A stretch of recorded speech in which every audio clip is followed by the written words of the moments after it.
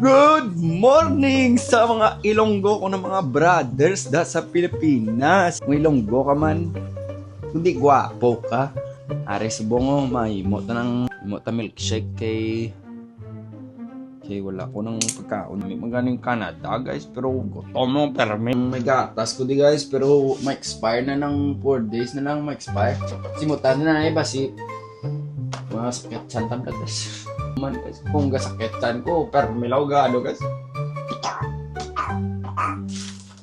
Kita nyo ni guys, mix vegetables. Joke lang guys, mix prutas.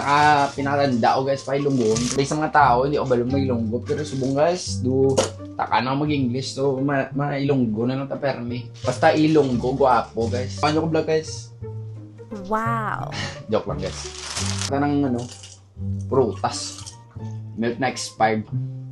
Kung wala mo sudan, amo na yun sudan. Tangan mo na yung protein powder. Para hindi na magkaon. Kita ka na guys. So, i-close na yung milkshake ta guys. So, i-plug ta ang kurente. Ano yun? Walang taon niya vlog guys. All day breakfast. Ang ingredients, expired na gatas, prutas na mix. Sure na ang prutas, expired man. Joke lang guys, subscribe sa video guys.